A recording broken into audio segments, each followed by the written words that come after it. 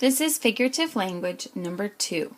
Do not complete this lesson unless you have already completed Figurative Language lesson number 1. Let's review what we talked about last time. Here are some notes. Review what you have learned about figurative language. Remember that when an author makes a comparison that creates a picture in the reader's mind, he or she is using, what is this? When the author makes a comparison that creates a picture in the reader's mind. Oh, that's right. This is figurative language. Two kinds of figurative language are, I know this, simile and metaphor. In order to identify figurative language, you ask yourself, what two things are being compared? You also ask yourself what picture this comparison creates in your mind. Then look for the clue words like or as in a comparison in order to identify a simile. Now, we read the following passage. As we read, circle the simile and underline the metaphors. I'm going to put a star next to this because this is my directions. Notice how metaphors use comparisons to help create a picture in a mind. During reading time, our classroom was quiet as a library. What were my directions again? Circle the simile.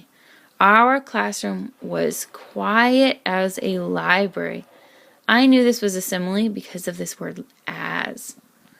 Miss Lee interrupted the silence. I have an exciting announcement. Next Tuesday is National Kazoo Day. In honor of this event, I will hand out kazoos for everyone, and there will be lots of activities.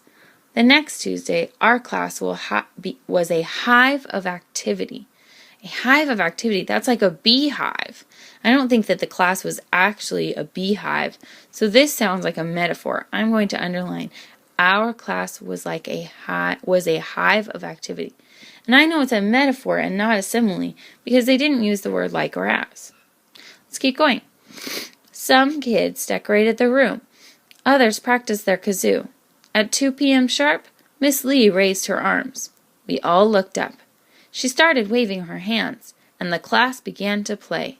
We were a symphony. They weren't actually a symphony. A symphony is professional museums. That's a metaphor. What we created was not Beethoven, but it was music, sort of. Wonderful, Miss Lee gushed as we finished our song. Happy National Kazoo Day. All right, let's use this graphic organizer to interpret a metaphor.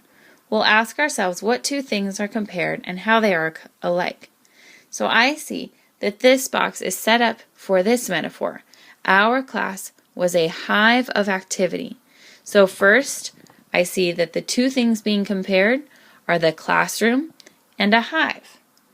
The next thing that I need to do is I need to think about the different characters. So how are these things similar? Well, a hive, right, is like this land that these bees live in, and it's super, super busy because bees are constantly flying all around it. I think about a classroom too, and sometimes the classroom is really focused, but sometimes there are students who are really busy doing things too. So the way that I think these two things are alike is that they are both very busy. And this helps to create a very nice picture in my mind of this classroom. Let's move on to some practice. We're going to use what we learned. Read the passage, then answer the questions to identify figurative language. On a separate piece of paper, make a graphic organizer to organize your thoughts. We'll see if we really feel like we need to do that. Here we go. It is early morning in the Naim Desert. Here, rain almost never falls, but fog invariably rolls in off the sea at dawn. A Nabim beetle waits patiently.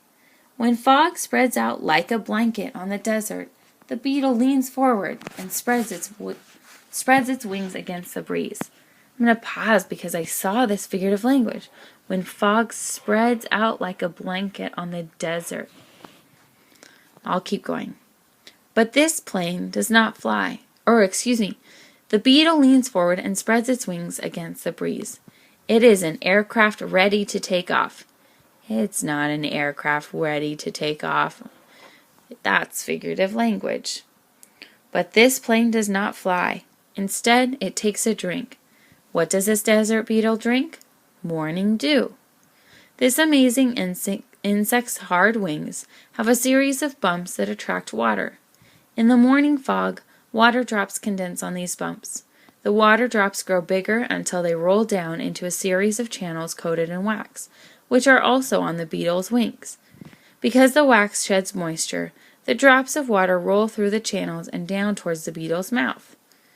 In the Namib Desert, water is scarce, yet thanks to the hills and valleys on its wings, this tiny desert beetle survives without rainfall.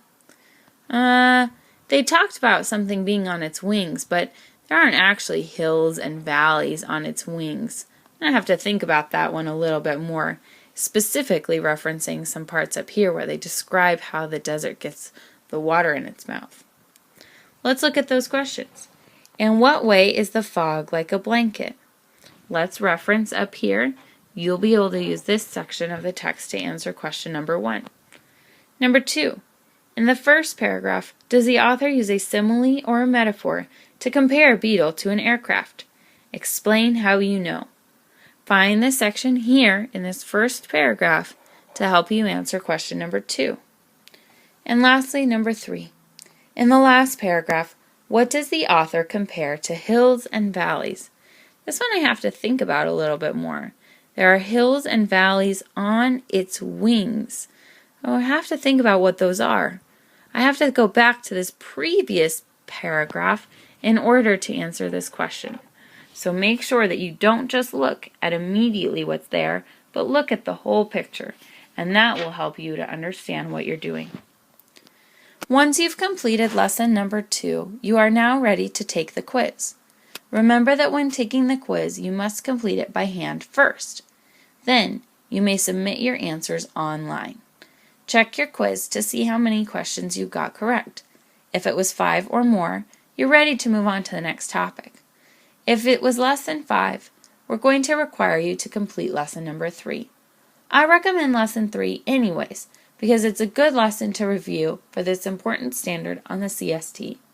I hope you enjoyed this lesson. I'll join you next time.